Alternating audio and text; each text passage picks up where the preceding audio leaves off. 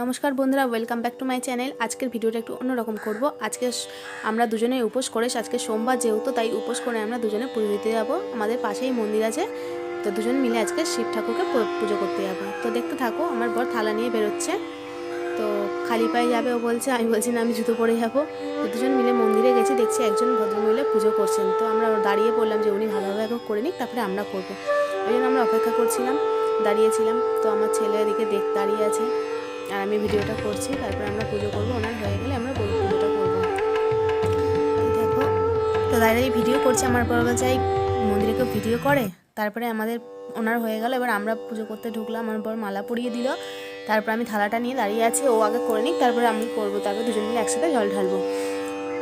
তো বাবাকে ভালো করে ফুল বেলপাতা দিয়ে সাজিয়ে নিচ্ছি, গলায় মালা দিয়ে সাজিয়ে নিলাম। আমাদের এবার জল ঢালবো, সব সাজানো গোছানো হয়ে গেছে। এবার দুজন মিলে একসাথে দাঁড়িয়ে জল ঢালবো।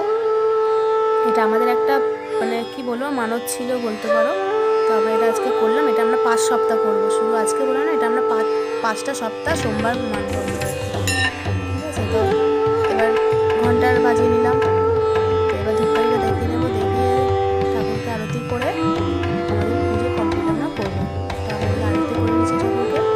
আরতি করার পর আমাদের পুজো কমপ্লিট হয়ে যাবে। ধূপকাঠি আমরা ভেতরে দিই না, অনেকেই দিচ্ছি ভিতরে লাগিয়েছে, কারণ বিপদ কখন কোথা থেকে হতে পারে কেউ জানে না। তো বাইরে ধূপটা দেওয়া ভালো। তো আমরা আরতিটা করে এবার আমি বাইরে থেকে একটু আরতি করে নিলাম।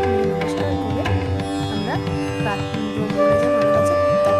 বাবার কাছে প্রার্থনা করে আমরা এবার বেরিয়ে গেলাম। এবার আমরা বাড়ি আসি, আর আমার ছেলে দূর থেকে ভিডিও করছে। আর আমাকে দেখেছো শাড়ি পরেছে, কেমন লাগছে? আমি শাড়ি যত তো পরি না। তো আজকের ভিডিওটা কেমন লাগলো কমেন্ট করে জানাবে, আর সাবস্ক্রাইব করবে। ধন্যবাদ।